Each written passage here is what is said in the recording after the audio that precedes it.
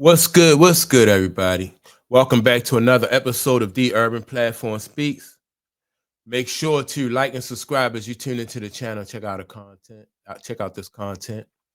And with that being said, I want to speak on a recent article that I came across, and it was about LeBron James. I think it was in Bleacher Report, and it was about LeBron James' unhealthy obsession with Michael Jordan, right, and Michael's legacy. And you know, I want to add to that.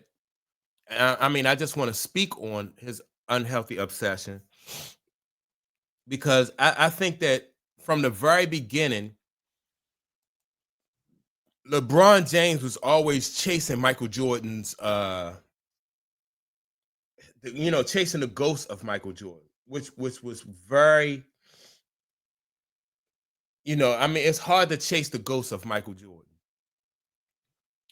and every basketball player, every really good basketball player that get recruited throughout the years have been compared to Michael Jordan, and that has always it never worked out well for them to be compared to Michael Jordan, the ghost of Michael Jordan. But for some reason, like LeBron James, his obsession with that is really, in my opinion, is gone far beyond like what other basketball players have. Like, for instance, if you take Harold Miner, right? Harold Miner, he was compared to Michael Jordan when he first came into the NBA, but that wasn't something that he seeked out. And the fact that people was calling Harold Miner at the time. Harold Miner was out of USC. Then I think he was drafted by the Miami Heat, but he never really, he didn't stand a chance. And I think that's part of what really ruined his career is because people, they wanted to show right away that you wasn't Michael Jordan, that you're not as good as they're making you out to be. And so that put a lot of pressure on him. Right. And so LeBron James, he felt that pressure too when he came to the league. And it just, I think it became such an obsession with LeBron James that it really hurt his legacy. It caused LeBron James to make decisions that he may not have even made had he not been chasing the ghost or been affected by the ghost of Michael Jordan. For instance, the first time LeBron James left Cleveland, I think he felt pressure because that was, if you remember that was his 7th year in the league, and he didn't have any rings, and it wasn't even looking like the organization, like the Cavalier organization, was trying to put players around LeBron that would help him win. So he probably felt pressure to leave and to go somewhere else, right? That was part of the pressure of Michael Jordan, that ghost that Michael Jordan, he was chasing. Then on top of that, you have to hear about uh how competitive Mike was, how Mike is the most complete, like he's the most complete basketball player that has ever played the game. Mike don't have any weaknesses in his game. All of that stuff is, LeBron James has to hear. And I think there was pressure from like the sponsors like Nike. Like Nike wanted to promote LeBron James, and they promoted him, but LeBron James probably felt like he needed to win more rings in order to live up to the hype that Nike was giving him, like the sponsors was giving LeBron James. But it just was too much. I just think it was too much for for LeBron to have to live up to. That situation with Michael Jordan, like Mike put in the work, but it was also a perfect storm. And what I mean by that, Mike came into the league. The league was not really fully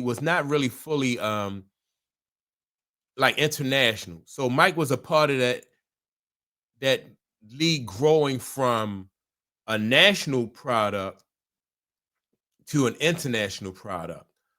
So that put Mike on a whole nother stage. And in my opinion, there's no way that Mike or Kobe, I mean that LeBron or Kobe could even really re like reproduce that, because once Mike did it, it was already to a international level. So no way that you could really go beyond where Mike took it at. He was in the NBA when the NBA had went to international status. Where else do you go from there? What else can you do? Then when you take Nike into consideration, Nike was a small, they wasn't as big then. Nike had a lot of competition. They had Adidas, they had Converse, they had Reebok, you know, uh, so they had a lot of competition. And during those years, Nike, because of the growth of Michael Jordan internationally and basketball internationally, Nike grew internationally, right? So what can LeBron James or Kobe Bryant or anybody who came after Michael Jordan, like what could they do to surpass what Mike did as far as like growth for Nike? Ain't nowhere else, like where else can, only way LeBron could do better than Mike is if LeBron was able to undermine Mike, right? If Mike had fell off and lost popularity, then LeBron James would have been able to step in there and then bring back the glory days of what Mike had. But Mike never fell off. As a matter of fact, Mike Jordan now with Nike he's making more money now after retirement. He's more popular now after retirement than he was when he was playing. And that's probably for people that, that's hard to believe. Like 23 years after he played, Michael Jordan is more popular. He's selling more merchandise than he did when he played. I think Mike last played in 2003. Here we are 23 years later, 2025. No, 2002, my fault. He last played 2002. So we're 23 years later, and Mike is still coming out, with new tennis shoes. It seems like almost every day new sneakers drop for Mike. You see new commercials. Mike is doing he's just started a new merch line with the company. What's this company name? They call it Supreme.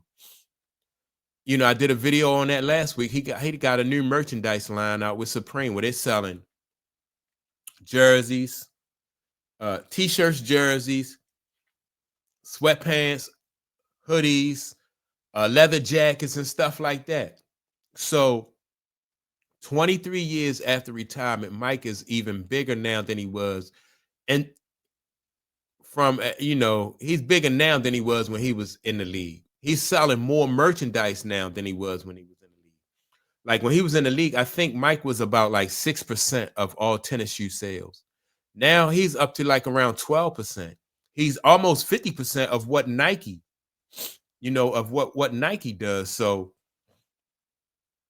in my opinion, man, for LeBron James to try and chase Michael's legacy or his ghost, I think that's where LeBron James got in trouble. Everybody, in my opinion, with the exception of Kobe, ruined their legacy trying to chase the ghost of Michael Jordan. Really, and not only ruin their legacy, but ruin their career. Like I said, when you had Harold Miner, and that ruined his career, being able to, being compared to Michael Jordan. And Michael Jordan knew this, right? It's not like Mike is not aware of this. That if you come into the league and you're chasing, his ghost, he understands that he knows that his legacy and his ghost ruins people's careers. Mike knows that. And so Mike don't even have to do anything as far as like saying that he's the GOAT and all that stuff. Like Mike, he don't have to do that. He know that his legacy is just a heavy burden for anybody coming into the NBA, it's a heavy burden for them to carry. And LeBron James wasn't aware of, what was going to happen trying to it, his obsession with trying to outdo Mike. It just was a losing battle. I would recommend that any player coming in, to the league now, like what's the guy name? Anthony Edwards. I would, if just go ahead and be the best Anthony Edwards you can be. Try to, win as many rings or win championships and be, but don't try to chase Michael Jordan's legacy. It's I don't know how any basketball player would be able to, to chase Michael Jordan's legacy and then it not really you fall short. If you fall short, it's going to ruin your career. So I wouldn't advise Anthony Edwards or Shea Alexander or Shea Gilchrist Alexander. I don't advise all them guys just to be yourself. Just do your own thing, forge your own path because it won't end well for you. And I don't think it's going to end well for LeBron James, really, trying to chase Michael Jordan's legacy. I really don't. So that's all I had on it, on that topic. Make sure to like and subscribe to the channel. Also, don't forget to leave a comment. And with that being said, I'll check you all out in the next video.